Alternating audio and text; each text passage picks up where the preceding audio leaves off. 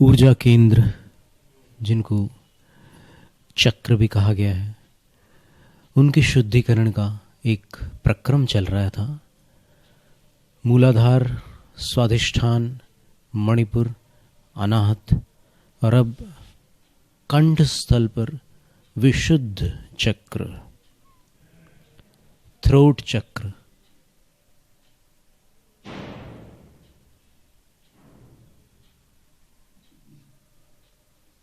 पुनः अपने उसी ध्यान मुद्रा में बैठ करके कमर, पीठ, गर्दन सीधी रखती हुई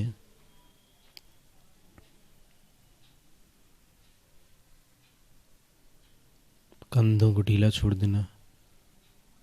प्रोग्रेसिव रिलैक्सेशन।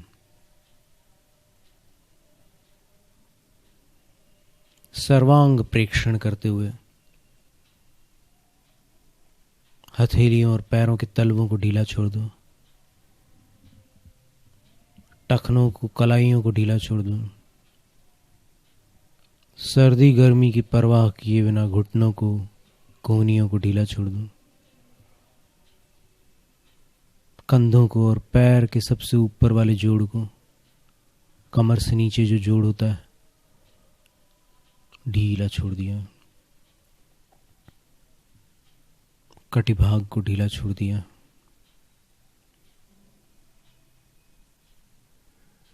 पूरी पीठ को ढीला छोड़ दिया। छाती और पेट को ढीला छोड़ दिया।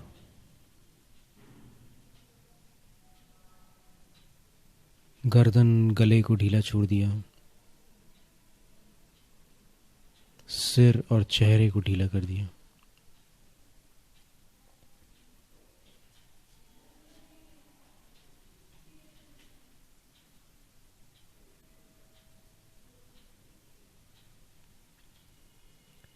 नौ हिस्सों में ये प्रोग्रेसिव रिलैक्सेशन है।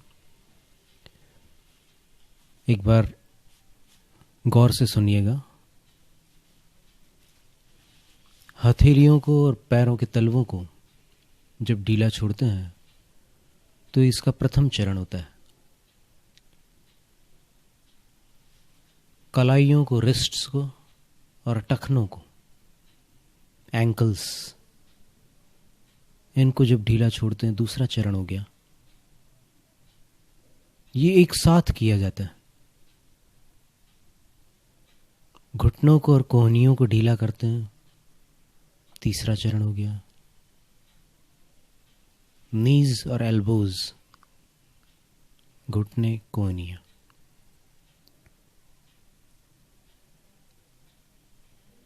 फिर कंधों को और हिप जॉइंट को, कमर से नीचे वाला जो जोड़ है, पैरों का जोड़, उसको ढीला करते हैं।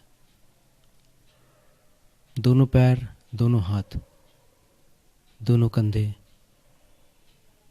दोनों हिप जॉइंट्स ढीले छोड़ दिए। चौथा चरण, सारी पीठ को ढीला कर दिया, रीढ़ को सीधी रखते हुए।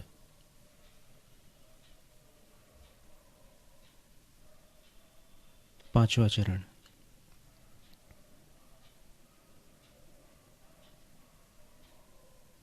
वक्षस्थल, छाती को ढीला छोड़ दिया। छठा चरण, फिर नाभि को बिल्कुल ढीला छोड़ दिया। पूरा पेट खिंचाव, तनाव से रहित हो गया, एकदम ढीला कर दिया।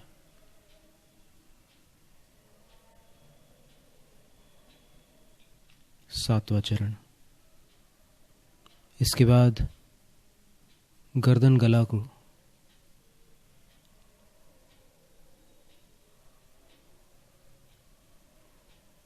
ढीला। और अंतिम 9वें चरण में, ये 8वां चरण था, सिर और चेहरे को ढीला कर दिया।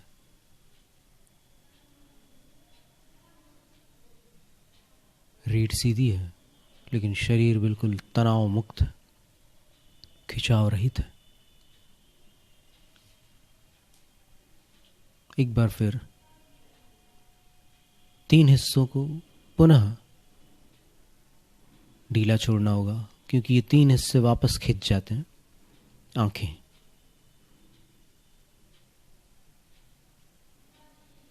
इतना ढीला छोड़ना है कि जैसे मान लो पानी में तैर रही हो।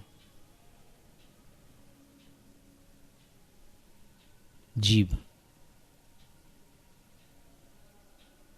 इतना ढीला छोड़ना है कि जैसे उसका भार गले में महसूस होने लगे।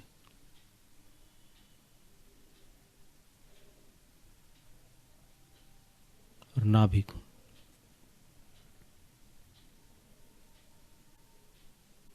पूरा शरीर और मन शांत हो गया। अब शरीर के मध्य भाग में जो स्वर्ण फव्वारा है, वहां से प्रकाश फूट रहा है एक सफेद बिंदु से, और बढ़ता हुआ वो प्रकाश सर्वांग में व्याप्त हो गया है।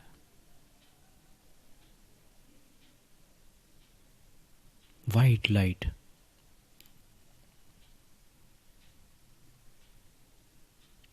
ये मेरा ही दिव्य प्रकाश है। ये विजुअलाइजेशन है, याद रखना, गाइडेड विजुअलाइजेशन, निर्देशित धारणा।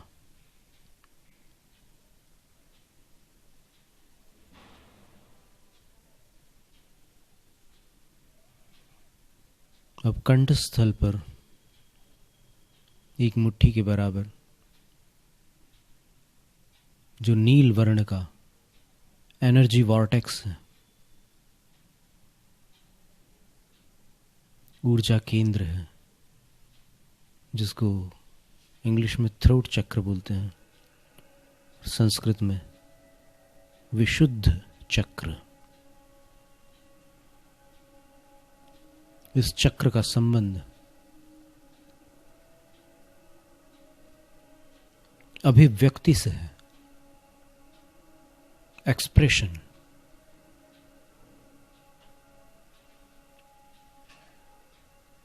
आप अपनी चीज कैसे प्रकट करते हैं, कैसे अभिव्यक्त करते हैं।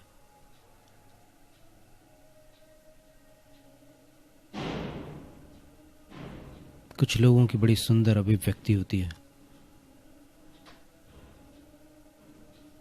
गाकर, बोलकर, अलग अलग प्रकार से वो अभिव्यक्त करते हैं अपनी भावनाओं को, अपने सत्य को प्रकट करते हैं।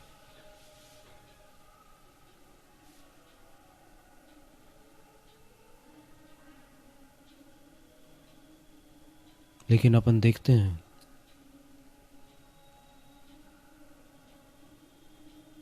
कि उस नीले आसमान में भी कुछ बादल हैं, कुछ धब्बे हैं, कुछ दाग हैं, कुछ मटमैलापन है। तो अपनी अभिव्यक्ति की क्षमता को अपन अपनी शुद्ध शक्ति को सौंप देते हैं।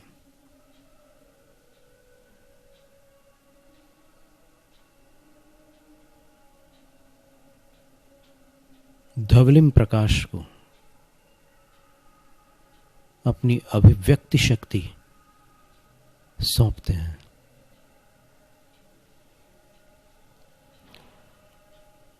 और इस अभिव्यक्ति शक्ति से संबंधित भारतीय शास्त्रीय संगीत का जो राग है वो राग देश है। राग देश आप लोग बचपन से सुन रहे हैं, वंदे मातरम के रूप में। बिल्कुल शांत बैठकर अपने अंतरंग सत्य को, जो आपने अपने जीवन के अनुभवों से, सच्चे गुरुओं से और ऋषि मुनियों की वाणी से, शास्त्रों से समझा है, सीखा है, सुना है, और अंदर जाकर आपने उसको अपनाया है।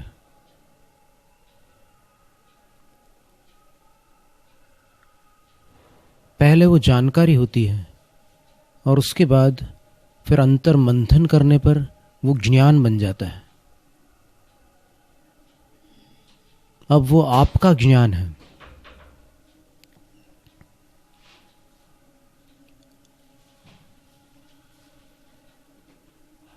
उसकी अभिव्यक्ति किसी कारण से रुकी हुई है, अथवा यदि हो रही है तो उसमें विकृति है। अपनी वाणी सहज नहीं है, अंतरंग से नहीं निकल रही है, या तो बुद्धि से प्रेरित हो रही है या फिर भावनाओं से, भावावेश से प्रेरित हो रही है। एक निष्पक्ष सत्य को बोलने की हिम्मत अथवा बोलने की शक्ति सबके पास नहीं है। तो उसको प्रकट करने के लिए ध्यान में बैठ रहे अपन, और शांत बैठ करके इस राग देश है, राग देश में कोई अध्यात्म पद का स्मरण करते हैं। रीढ़ को बिल्कुल मूर्तिवत, जैसे सब्बल गड़ा हुआ हो जमीन में, वैसे स्थिर रखते हुए, और बस अपनी शुद्ध शक्तियों में इस कमजोरी को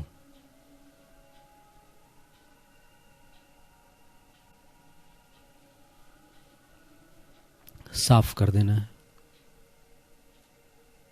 शुद्ध शक्तियों की छांव में अशुद्धि अपने आप विलीन हो जाती है।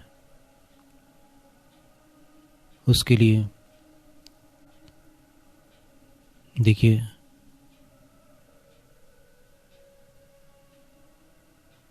राग देश, अभी तो मिश्र देश में थोड़ा सा सुनाते हैं।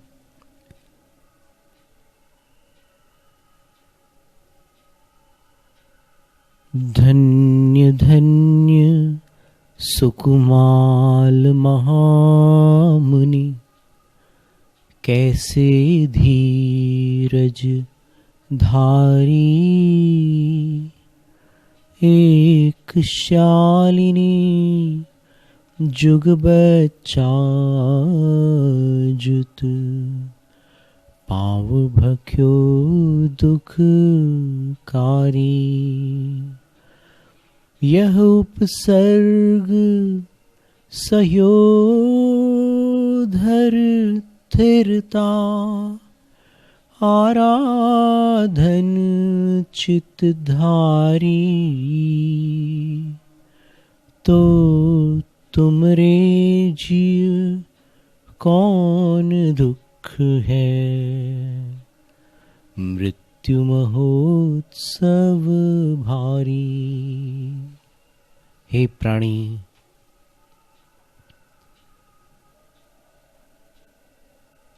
अपनी अंतिम घड़ियों में मन को शांत कर ले। तुझे वेदना हो रही है, वेदना शरीर आश्रित होती है, शरीर को कभी वेदना नहीं होती। जड़ वस्तु सुख और दुख का अनुभव नहीं कर सकती। चेतन को ही सुख और दुख होते हैं। शरीर माध्यम बनता है, और तुझे जो वेदना हो रही है, उस वेदना पर तुझे विजय प्राप्त करनी है। ये परीक्षा की घड़ी है। तेरा जीवन तो निकल गया, अब यह समय सावधानी का है, परीक्षा का है।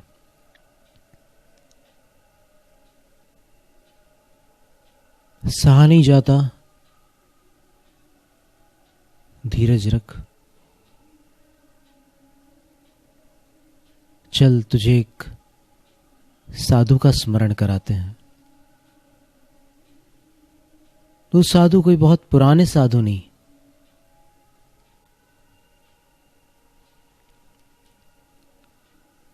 जब गुरु के मुख से उन्होंने सुना कि वत्स, तुम्हारी आयु 3 दिन शेष है, और गुरु कौन थे? उनके सगे मामा थे यशोभद्र। और ये जो भांजे थे, इन्होंने लगभग 30 वर्ष सारी सुविधाओं में अपना जीवन बिताया था। रत्नों के प्रकाश में पले सुगंधित चावलों का भात खाया और कभी असुविधा का मुख नहीं देखा। आज पहली बार गुरु के मुख से लोक का वर्णन सुनकर पूर्व भव का स्मरण हुआ आया और स्मृति में ऐसा आया कि मैं अच्युत कल्प में निवास करता था और वहाँ की 22 सागर पर्यंत आयु मैंने जो भावना की वो साधना की भावना की थी। और यहाँ आकर मैं विराधना कर रहा हूँ। मैं इंद्रिय सुखों में ऐसा डूब गया, मैं विषयों में ऐसा आसक्त हो गया कि मैं अपने पूर्व भाव के संकल्पों को बिल्कुल भूल गया।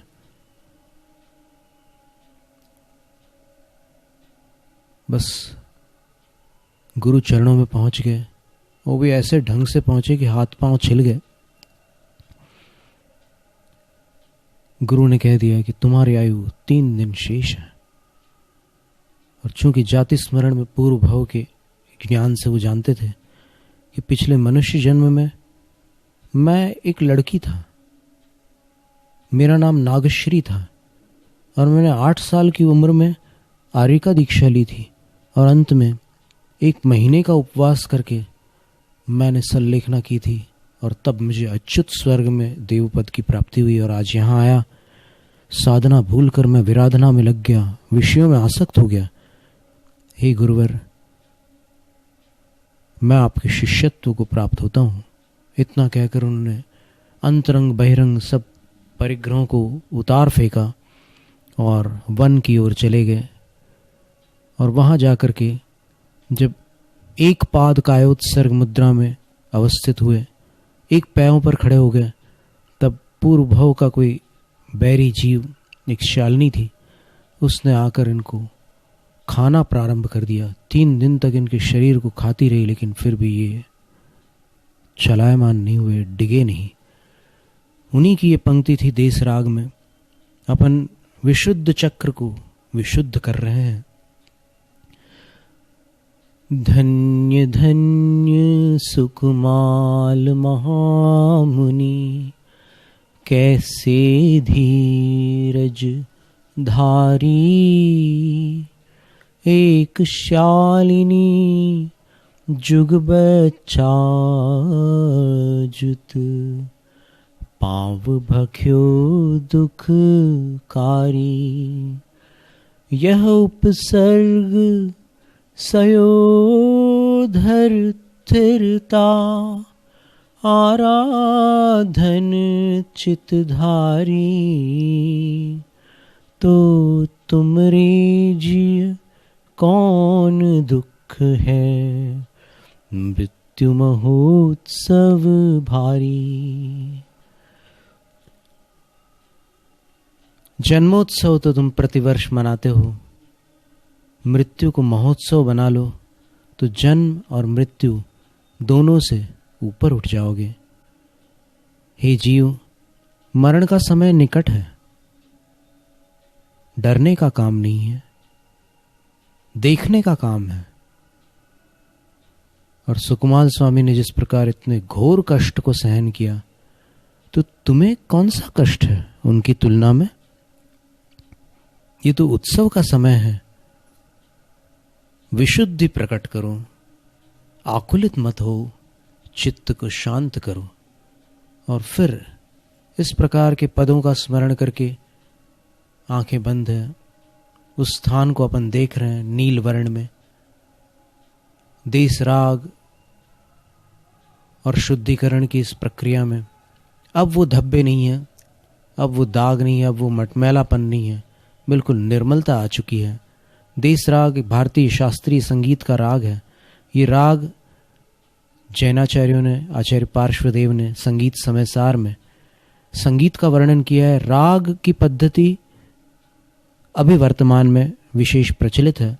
प्राचीन रागों में 6 राग होते थे, जिसमें मालकौंस, भैरव आदि थे। और इसमें जैसे सरगम होती है, 7 स्वर मुख्य होते हैं संगीत के, और फिर उसमें कोमल और तीव्र स्वरों को मिलाकर 12 स्वर होते हैं। और 12 स्वरों का संबंध 12 राशियों से होता है, जिसकी जो राशि है सूर्य राशि, वो अगर उस स्वर में मंत्रों की और धर्म पदों की साधना करता है तो फिर उसकी आत्म ऊर्जाओं में विकास होता है। रे म ध नि सा प नि ध प म ग प म ग रे रे नि सा नि। राग देश। जैनम जयतु शासनम, जैनम जयतु शासनम, जैनम जयतु शासनम। परंपरा को आगे बढ़ाने का संकल्प है हमारा, क्योंकि आपकी उम्मीद पर टिका है परिवार हमारा। अमर भारती एक उम्मीद, जज्बा बुलंद हौसलों का, जज्बा भारत के निर्माण का।